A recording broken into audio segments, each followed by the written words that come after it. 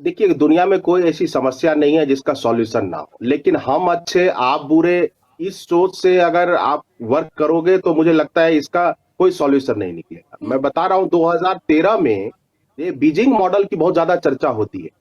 तो एक तो अभी हम कर सकते हैं कि शॉर्ट टर्म उपाय क्या है? देखिए, हुँ, अभी लॉन्ग टर्म पे तो मान लो वन को बढ़ाओगे, फॉरेस्ट एरिया को बढ़ाओगे या क्लीन एनर्जी लाओगे, ठीक है? ग्रीन एनर्जी लाओगे और जो सार्वजनिक परिवहन व्यवस्था है उसको मजबूत करो। और जो यूरोपीय मॉडल जो है, जो गाड़ियां हैं वो इलेक्ट्रिक गाड़ियां ज्यादा दोगे। फिर बीजिंग ने एक ये उपाय किया था, वहां की म्युनिसिपल कॉर्पोरेशन ने, कि जो गाड़ियों की संख्या है खरीदने की उसको लिमिटेड कर दिया। एक हुँ, साल में आप इतने ही लोग गाड़ियां खरीद सकते हैं। हुँ, तो देखिए, ये अभी तो ऐसा समय की युद्ध की स्थिति है। तो इसमें लॉन्ग टर्म उपायों की चर्चा से तो कुछ बात नहीं बनेगी। शॉर्ट टर्म ये है कि देखिए, सबसे पहले तो स्मॉग गन की संख्या बढ़ाई जानी चाहिए। देखिए, मैं बता रहा हूँ, हुँ, 2 दिन पहले की सूचना है कि आ, नगर निगम ने, दिल्ली नगर निगम ने कहा था कि 500 से अधिक जगहों पर एंटी स्मॉग गन लगाने, और वो 2 दिन पहले तक 149 जगहों पर ही लगे हैं।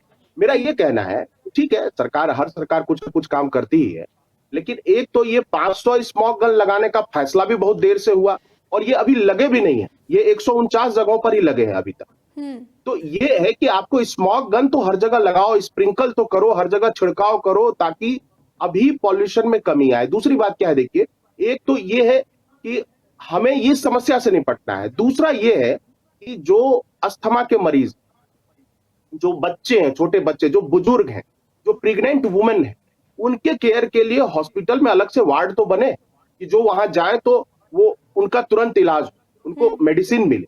क्योंकि हुँ, इसका एक पहलू तो ये है कि स्वास्थ्य पर सबसे ज्यादा खराब प्रभाव पड़ता हुँ, है। और जो 300 से 400 वाला रेंज है, वो बहुत ही खतरनाक स्थिति पैदा करता है। हुँ, दिल्ली में जब मैं पहले रहता था, मैं खुद अस्थमा का मरीज हो गया।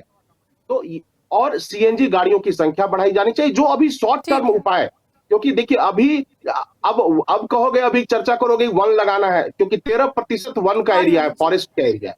हुँ, दिल्ली में 13% फॉरेस्ट का एरिया है। हुँ, उसको 33% पर तो एक दिन में लेके नहीं जाओगे। उसके लिए आपको समय चाहिए। बिल्कुल, और बिल्कुल।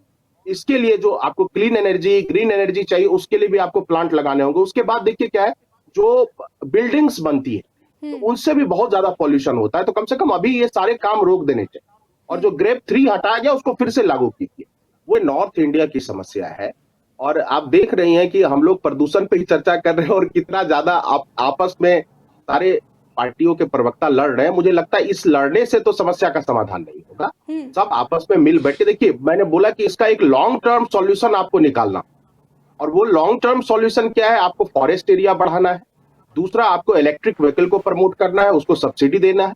हुँ, तीसरा, आप पेट्रोल और डीजल की गाड़ियों को ही बंद करिए दिल्ली में। और हुँ, जितनी भी जो इंडस्ट्री है, जो दिल्ली के आसपास इंडस्ट्री है, उस इंडस्ट्री को कहीं और शिफ्ट कीजिए, थोड़ा और दूर ले जाइए। और इसके अलावा आप देखिए, मैं अभी कह रहा हूं कि जो मरीज बेचारे आ रहे हैं दिल्ली के अलग अलग अस्पतालों में, हुँ, उसके लिए देखिए, ये इमरजेंसी सिचुएशन है। हुँ, इसको इस तरह से कहकर नहीं टाला जा सकता कि इस सरकार की खामी, उस सरकार की बिल्कुल, खामी। बिल्कुल। मुझे लगता है इमरजेंसी सिचुएशन है, और इसमें बहुत ज्यादा अस्थमा के मरीजों की संख्या बढ़ रही है। और हुँ, जो गरीब परिवार के लोग हैं, जो मजदूर परिवार के लोग हैं, वो निजी अस्पताल में इलाज नहीं करवा सकते। मान लीजिए, जो मिडिल क्लास और अपर मिडिल क्लास के हैं, बिल्कुल। रिच क्लास के, वो तो हुँ, कर सकते हैं। तो हुँ। हमको उस रूप में भी वर्गीय हिसाब से भी देखना चाहिए कि सोचिए हमसे जुड़े रहने के लिए हमारे YouTube चैनल को सब्सक्राइब करें और नई वीडियो की नोटिफिकेशन के लिए बेल आइकॉन को दबाएं।